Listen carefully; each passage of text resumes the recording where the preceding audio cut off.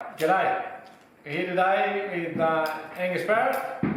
I'm Angus Barrett, and the girls have asked me to do another short video on how to measure a belt. We get a lot of belts sent back because the sizes aren't right. We're more than happy to exchange your belts, so don't stress. If you get the wrong belt, send it back, we'll get you the right one.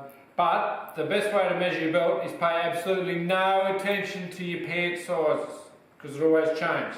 The most accurate way to measure your belt and to tell us what measurement your belt is to measure your belt. So you lay your belt out. Oh, hang on.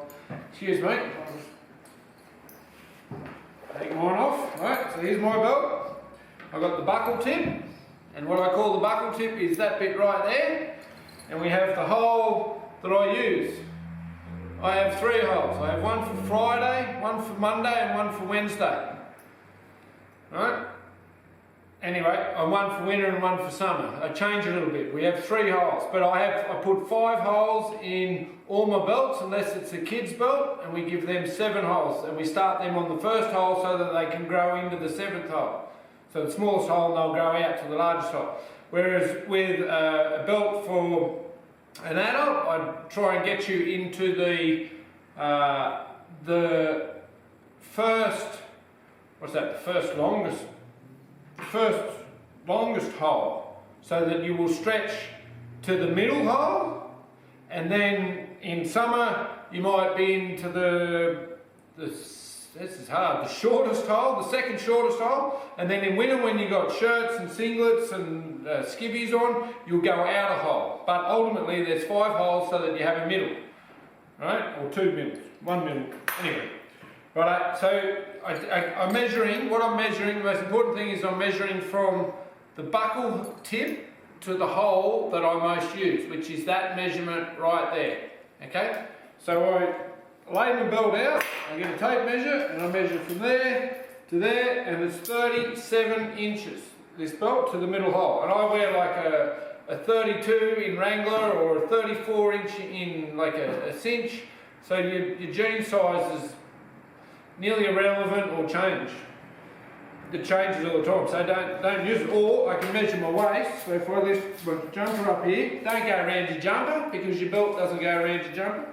Just go around your waist, grab it, get a grip there, and it's saying 37, or it's actually saying a little bit shorter, so 36 and a half. I'll do it again. There to there. Yeah, spot on, 37, the same measurement. So you need to measure either your waist or your belt, your favourite belt. That's the best way to do it. Now, if you want to get a present for someone and you want it to be a surprise, you can get some jeans measurements, and then we can make an estimate, or you can make an estimate and go up. It's usually like 1 or 2 sizes, because our belts go in 2-inch increments. So 32, 34, 36, 38, 40, 42, and that's how they go up. And then but the best one is if you send a measurement.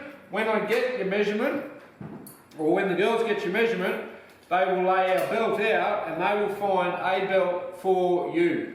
And they'll say, it's a 39, do I want to get a little bit longer or a little bit shorter? And they'll try and pick the belt that suits you. And we'll pick a different belt, one that's not going to stretch at all, like a fully stitched, big, heavy chrome leather belt. We would get you right in the middle hole. Whereas if it's a really fine, thin belt, and you're a bigger person, we might get you 1 hole shorter, because you're going to stretch it.